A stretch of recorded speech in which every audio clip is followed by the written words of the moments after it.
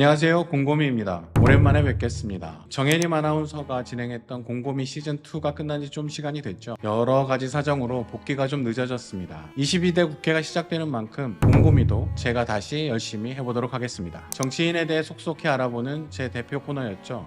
정치인 리뷰를 시즌3에서 다시 시작하도록 하겠습니다. 첫 순서는 22대 국회에서 꽤 많은 기대를 받고 있는 정치인이죠. 얼마 전까지 현직 검사였다가 윤석열 퇴진을 요구하며 정치에 발을 들였습니다. 윤석열 대통령이 그만두는 순간 자신도 의원직을 내려놓겠다고 선언한 국회의원입니다. 네, 정치인 리뷰 시즌3 첫 번째 순서는 박은정 조국혁신당 의원입니다. 그럼 시작하겠습니다. 박은정 의원은 1972년 1월 경상북도 구미시에서 태어났습니다. 대구 원화고등학교를 졸업했고 이화여대 법학과에 입학해 1994년 졸업했습니다. 그리고 3년 뒤인 1997년 사법시험에 합격합니다. 2000년에 사법연수원을 수료해 검사가 됩니다. 사법연수원 기수로 29기죠. 이 사법연수원 29기는 지금 검찰에서 제일 잘 나가는 기수로 유명합니다. 특히 작년 2003년 검찰 인사에서 무려 17명의 검사장을 배출했습니다. 전국의 검사장급 직위의 검사가 46명인데요. 그 중에 17명이 29기로 채워진 겁니다. 그 중에는 일명 검찰 고발사주 의혹의 중심에 있는 손준성 검사도 있습니다. 그러니까 손준성 검사가 박은정 검사, 박은정 의원의 동기라는 얘기죠. 29기에는 유명한 사람들이 꽤 많습니다. 같은 검사 출신으로 백혜련 지금 더불어민주당 의원, 삼선 의원이 있습니다. 일찌감치 검찰의 중립성을 요구하며 검찰 옷을 벗고 정치에 입문해 지금 삼선이 되었죠. 또 검사 출신으로 김웅 전 국민의힘 의원이 29기입니다. 그리고 얼마 전에 대통령실 법률비서관으로 발탁된 한정화 법률비서관도 29기입니다. 이들이 다 검사 출신이죠. 그리고 검사는 아니었지만 이현주 더불어민주당 의원과 서기호 전 정의당 의원도 29기입니다. 그러니까 한 기수에 5명이 전현직 국회의원인 겁니다. 아무튼 박은정 의원은 2000년에 검사가 된 이후에 약 10년 뒤인 2011년 한 사건으로 세간에 알려지게 됩니다. 바로 나경원 의원과의 악연이었습니다. 2011년에 서울시장 보궐선거가 있었습니다. 오세훈 당시 서울시장이 무상급식 주민투표를 선언합니다. 그리고는 투표율이 33%가 안 되면 사퇴하겠다 이렇게 밝혔죠. 그리고 투표율이 33%가 되지 않게 됩니다. 결국 오세훈 시장은 사퇴를 하게 됩니다. 그렇게 해서 재보궐선거가 열리게 된 것이죠. 이 선거에 나경원 의원이 후보로 나서게 됩니다. 이때 나경원 의원과 박은정 의원 사이에 악연이 생겨나게 됩니다. 이 당시 한국 미디어사에 중요한 변곡점을 만든 팟캐스트가 있었습니다. 많은 사람들이 알고 있죠. 낙곰수입니다. 당시 낙곰수는 나경원 후보를 상대로 많은 의혹을 제기했는데요. 대표적으로 1억 피부과 의혹이 이때 나온 겁니다. 그리고 그 많은 의혹들 중 하나가 기소청탁 의혹이었습니다. 이게 사건이 좀 서사가 깁니다. 자세히 볼게요. 2004년 나경원 의원이 초선 시절이었는데요. 자위대 창설 기념 행사에 참석을 합니다. 그리고 구설수에 오르죠. 많은 비판을 받았습니다. 그때 어떤 사람이 자기 블로그에 나경원 의원은 친일파다 이런 내용의 글을 올립니다. 그리고 2005년 나경원 의원 쪽 사람이 이 블로그 주인을 명예훼손 혐의로 고발합니다. 사건이 접수가 됐으니까 검사는 기소를 하든 말든 결정을 해야 되잖아요. 그때 나경원 의원의 남편이 검사에게 기소를 해달라고 청탁을 했다는 겁니다. 이게 의혹의 핵심이죠. 나경원 의원의 남편은 그때도 지금도 판사입니다. 나경원 의원도 판사 출신이죠. 판사 부부로 유명했습니다. 판사가 기소 청탁을 했다면 당연히 법관 징계 사유에 들어갑니다. 매우 심각한 사안이 되죠. 이 의혹을 낙곰수가 제기를 했고 나경원 의원 측에서는 허위사실이라고 밝힙니다. 그리고 선거가 끝난 이후에 1억 피부과를 비롯해 여러 의혹을 제기했던 낙곰수 멤버들을 고소합니다. 낙곰수 측에서도 무고죄 등으로 맞고소를 합니다. 법정에서 한번 붙어보자 였던 거죠. 여러 이슈에 대한 공방이 벌어지고 있었습니다. 그러던 와중에 박은정 검사가 양심 선언을 합니다. 검찰에 자신이 기소 청탁을 받았다라고 밝힌 겁니다. 이게 근데 사실 조용히 있어도 되는 상황이었습니다. 나경원 의원 측과 낙곰수 측이 그냥 공방을 벌이는 상황이었고 낙곰수 측에서도 누가 기소 청탁을 받았다 이렇게 밝히진 않았었거든요. 사실 박은정 검사는 검찰에서 낙곰수 멤버들에 대한 구속영장을 검토하고 있다라는 얘기를 듣고 이건 아니다. 진실을 밝혀야겠다라고 마음먹었다고 합니다. 이때 양심 선언으로 김어준, 주진우 두 사람은 구속을 면했다고 하죠. 김어준은 지금도 박은정 검사에게 빚이 있다라고 얘기합니다. 제가 박은정 검사에게 빚이 있습니다. 큰 빚이. 낙검수 시절에 나경원 의원의 남편인 김재호 판사가 청탁했다. 이런 주장을 한 적이 있습니다. 그래서 나경원 의원이 허위사실 유포로 저희를 고발했어요. 예. 그러고 보면 정신 요지경입니다. 제가 나경원 의원과 참 여러모로 악연인데. 근데 그때 저희를 살린 게 박은정 검사예요. 그렇게 말을 해달라고 저희 부탁한 게 아니에요. 이명박 시절인데 현직 검사인데 검찰에 끌려다니겠구나 했는데 근데 박은정 검사 본인이 나서서 그 말을 한 거예요. 내가 그런 전화를 받은 적이 있다고. 그래서 저희가 살아났어요. 하지만 박은정 검사는 이 사건으로 검찰 내부에서 소위 찍히게 됩니다. 검찰이 구속영장을 준비하고 있었는데 검찰 내부의 양심선언으로 무산이 된 케이스였으니까요. 이때 박은정 검사가 사표를 내게 되는데요. 반려됩니다. 이것이 박은정과 나경원 사이의 악연이자 박은정 인생에 계속 나타나게 되는 사표와 반려 첫 번째 사건이 됩니다. 다음은 윤석열과의 악연입니다. 2020년 일명 추윤대전이라는 법무부 장관과 검찰총장 간의 대결이라는 사상 초유의 일이 발생합니다. 2020년 11월 추미애 법무부 장관이 윤석열 당시 검찰총장에 대한 감찰 지시를 내리는데요. 이 감찰을 담당했던 감찰 담당관이 박은정 검사였습니다. 박은정 당시 검사는 2020년 초에 법무부 감찰 담당관으로 임명이 된 상태였습니다. 당연히 감찰이 제기되면 박은정 검사가 하는 일이었던 거죠. 이 감찰은 2020년 말부터 2021년까지 한국을 가장 뜨겁게 달군 사건이었고 추미애, 윤석열 두 사람뿐만이 아니라 박은정 검사를 둘러싼 여러 논란과 공방도 벌어졌습니다. 그리고 이 사건으로 박은정이란 사람은 윤석열을 위협하는 존재로 떠오르게 됩니다. 박은정 당시 검사는 검찰총장을 감찰하는 사상 초유의 임무를 맡게 됩니다. 감찰 과정에서 벌어진 일은 뒤에서 설명하기로 하고 감찰이 진행된 이후에 대해 짧게 설명해 보겠습니다. 감찰 결과를 근거로 추미애 장관은 윤석열 총장에 대한 징계를 청구하게 됩니다. 그리고 정직 2개월의 징계가 내려지죠. 윤석열 총장은 법원에 정직 2개월 징계 취소 소송을 제기하게 됩니다. 법무부와 검찰총장 간의 법정 다툼이 벌어지게 된 것이죠. 이 취소 소송은 2021년 1심에서 기각됩니다. 그런데 2022년 2심에서는 청구가 인용됩니다. 즉 징계가 취소된 것이죠. 1심과 2심 사이에서는 큰 일이 있었습니다. 바로 윤석열 검찰총장이 대통령이 된 겁니다. 그리고 3심은 없었습니다. 왜냐하면 법무부가 상고를 포기했기 때문이죠. 이때 법무부 장관이 바로 한동훈이었습니다. 사실 2심에서 법무부의 패배는 법무부가 자초했다라는 평가가 지배적이었습니다. 마치 재판을 지기로 한 듯이 재판에 매우 불성실하게 임했거든요. 윤석열 측에서는 증인을 여러 명 신청한 반면에 법무부는 증인을 신청하지 않았습니다. 그리고 사실상 변론을 포기했다 이런 평가까지 나왔습니다. 그래서 참다 못한 박은정 검사가 SNS에 글을 씁니다. 저를 증인으로 불러달라. 하지만 당시 법무부 장관은 누구?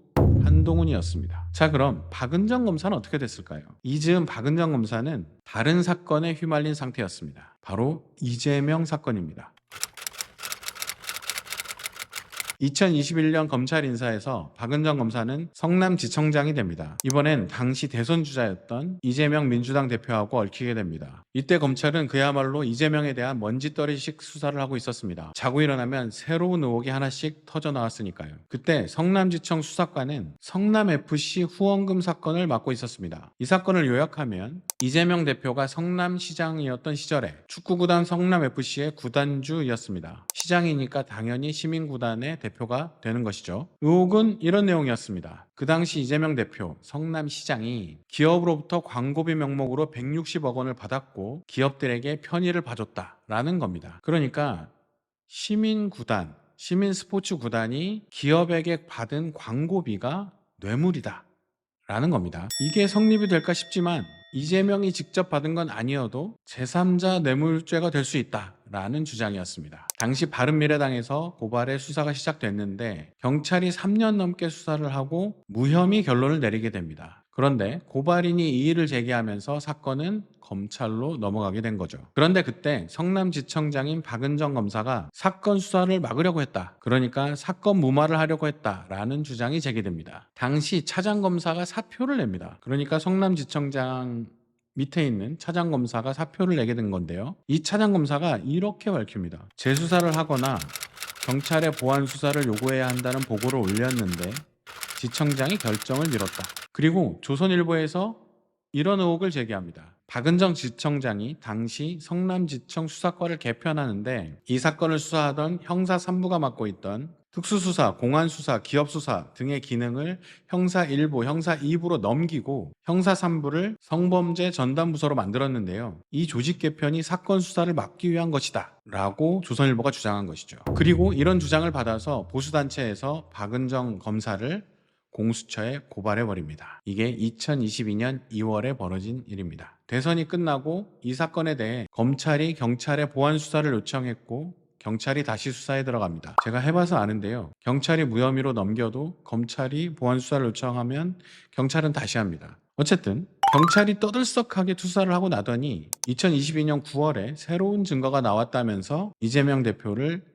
기소 의견으로 검찰에 송치하게 됩니다. 결국 2023년 1월 검찰이 이재명 대표를 소환하게 되죠. 그리고 검찰은 이재명 대표에 대해 구속영장을 신청합니다. 정확히는 이 사건과 대장동을 엮어서 구속영장을 신청하게 되죠. 국회에서 체포동의안을 놓고 논란이 벌어졌고 결국 체포동의안은 부결됩니다. 부결되었음을 선포합니다. 결국 검찰은 불구속 기소를 했고 이 사건은 재판 중입니다. 자, 그럼 다시 돌아가서 박은정 검사는 어떻게 됐을까요? 박은정 검사는 사실 대선이 끝나고 사표를 냈습니다. 그런데 반려가 됐죠. 검찰에 고발이 된 상태였거든요. 앞에서 설명했던 공수처 고발 말고도 다른 사건으로 검찰에 고발이 된 상태였습니다. 바로 윤석열 검찰총장 감찰 과정에서 적법하지 않았다라는 이유였습니다. 자, 그런데 혐의가 통신비밀보호법, 개인정보보호법 위반, 공무상 비밀누설 및 직권남용 권리행사 방해였습니다. 통신비밀보호법이나 개인정보보호법, 이게 뭔가 쎄하지 않나요? 여기서 한동훈 전 비대위원장이 등장합니다. 박은정 의원이 2020년 윤석열 당시 검찰총장을 감찰할 때 서울중앙지검에 채널A 사건 자료를 요청합니다. 이 자료 중에 한동훈 당시 검사장하고 윤석열 총장 부부 사이에 통화 내역과 카톡 내용이 들어있었습니다. 세간에 한동훈 전 비대위원장하고 김건희 여사 사이가 카톡을 주고받고 통화를 하는 사이다. 꽤 가까운 사이다. 이렇게 알려져 있는데요. 이 사건 때문에 세간에 알려지게 된 것이죠. 이 자료를 윤석열 총장 징계 청구의 근거 중 하나로 쓰게 됩니다. 그런데 이게 규정 위반이라는 주장이 제기된 겁니다. 이게 고발이 됐을 당시에는 서울중앙지검에서 각하 결정을 내립니다. 그러자 고발했던 단체에서 반발하면서 항고를 합니다. 대선이 끝난 후에 이 항고를 받아들여서 서울고검에서 서울중앙지검에 재기수사명령을 내리게 됩니다. 결국 박은정 검사가 검찰 수사를 받게 된 거죠. 재기수사명령이 내려지면 사건 번호가 다시 부여되고 담당 검사도 바뀝니다. 검찰 수사는 악랄했습니다. 추석 연휴 직전에 노부모만 거주하고 있는 박은정 의원의 친정집까지 압수수색을 했던 겁니다. 이건 작정하고 터는 수준을 넘어서는 거죠. 박은정 의원은 당시 페이스북에 이렇게 글을 올렸습니다. 저는 수사로 보복하는 것은 검사가 아니라 깡패일 것이라고 주장했던 윤석열 전 검찰총장 의견에 적극 공감하고 그 기준이 사람이나 사건에 따라 달라지지 않기를 바랄 뿐이다. 사실 박은정 검사는 계속 사직 의사를 밝혔었지만 계속 반려됐었습니다. 그리고 2024년 올해 2월에도 사표를 제출했었는데요. 당시에는 반려되는 이유가 좀 달랐습니다. 징계 절차에 들어갔다는 겁니다. 이 사실은 박은정 검사가 페이스북에 사직합니다 라는 내용의 글을 올리면서 알려지게 됩니다. 내용은 이렇습니다. 법무부가 박은정 검사를 징계하겠다며 일방적으로 통보를 했는데 자신은 징계위에 출석을 하지 않을 것이고 사직서를 제출하겠다라는 내용이었습니다. 그러면서 이 글에 명언을 남기죠. 디올백으로 하늘을 가릴 수는 없다. 국민의 슬픔과 아픔에 칼질을 하고 명품백으로 하늘을 가리는 시대적 폐륜 수단을 반드시 청산하겠습니다. 박은정 검사는 결국 2월 27일에 사직이 아니라 해임됩니다. 사직과 해임은 천지 차이입니다. 해임은 징계거든요. 검사의 징계는 견책, 감봉, 정직, 면직, 해임 이렇게 5단계입니다. 해임은 그중에 최고 수위입니다. 이게 사표를 내고 나가는 거랑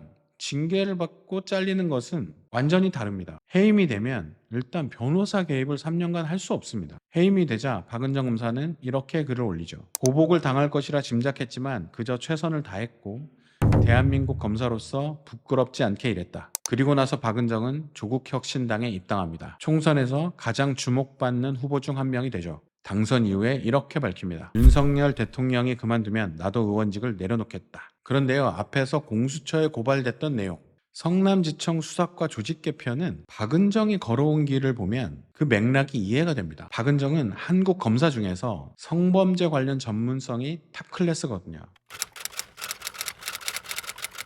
박은정 성남지청장이 했던 수사조직 개편은 성범죄 전담반을 만든 겁니다. 이건 되게 중요한 일이기도 하고 박은정 검사의 전문 분야이기도 합니다. 박은정 검사가 무슨 정치검사로 평생 살아온 것처럼 생각이 드는데, 검사 박은정은 성폭력 공인전문검사로 인정받은 검찰 내에서 상당히 유능하고 유명한 인재였습니다. 공인전문검사는 한 분야에서 전문가라고 대검에서 인증해주는 것인데 2013년 전문검사 양성을 위해서 도입한 제도라고 하죠. 최고 수준의 전문성을 지닌 검사다라고 판단되면 주는 명칭인 겁니다. 박은정 검사는 성폭력 공인전문검사로 인정을 받았죠. 이 맥락에서 보면 지청장이 됐을 때, 그런 권한이 주어졌을 때 성범죄 전담 전문 수사팀을 만드는 건 매우 자연스러운 일입니다. 내친 김에 박은정 검사가 어떤 일을 했었는지 한번 살펴볼까요? 2020년 검사로 처음 임관한 후에 성폭력 사건을 집중적으로 다뤘다고 합니다. 그리고 10년간 검찰 내에서 성폭력 사건 최다 처리 실적을 보유하기도 했습니다. 2006년에는 국가청소년위원회에 파견된 검사였는데 청소년 보호 관련 법률과 제도를 정비하는 사업을 주도하기도 했고 2008년에는 보건복지부 아동청소년 정책실에 파견되기도 했습니다. 2010년에는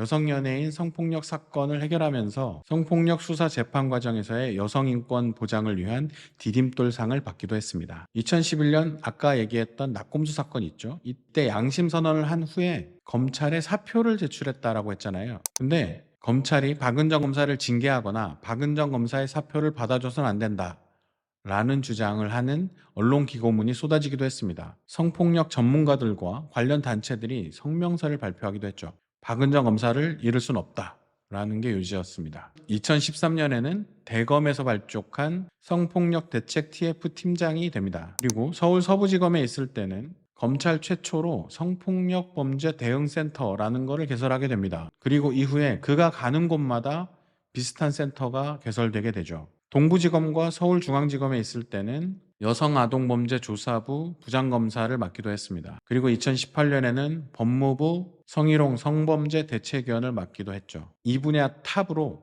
그러니까 검찰 내에서 이 분야 탑으로 수사뿐 아니라 법과 제도를 정비하고 만들어오는 역할을 했던 사람이었다는 것이죠. 박은정 의원은 조국혁신당에서 검찰 독재 조기종식 특별위원장을 맡고 있습니다. 윤석열 정권과 맞서는 최전선에 있다는 것인데요. 물론 이 분야에 되게 잘 맞는 의원이라는 생각이 듭니다. 그런데 그가 살아온 길을 보면 어쩌면 그의 능력은 법과 제도를 고치고 만드는데 더 적합한 사람은 아닌가라는 생각도 듭니다. 대정부 투쟁도 기대되지만, 그리고 검찰 개혁과 관련한 그의 활약도 기대되지만 다른 입법 활동도 상당히 기대가 됩니다. 22대 국회 전반기가 끝나갈 때쯤에 그 활약을 제대로 살펴보는 컨텐츠를 만들어 볼 수 있었으면 좋겠습니다. 박은정 의원의 활약 기대하겠습니다. 돌아온 정치인 리뷰 첫 번째 편, 조국혁신당 박은정 의원에 대해 살펴봤습니다. 유익하셨다면 좋아요와 구독, 알람 설정 부탁드립니다. 저는 다음 편에 또 만나 뵙겠습니다. 시청해주셔서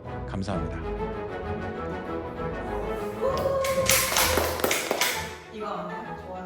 안 해. 아, 오랜만에 했더니 좀 어색하네요. 다른 채널에도 제가 코너를 하나 기획 중인데요. 가칭으로는 이슈 리뷰 뭐 이런 겁니다. 준비가 되면 알려드리겠습니다.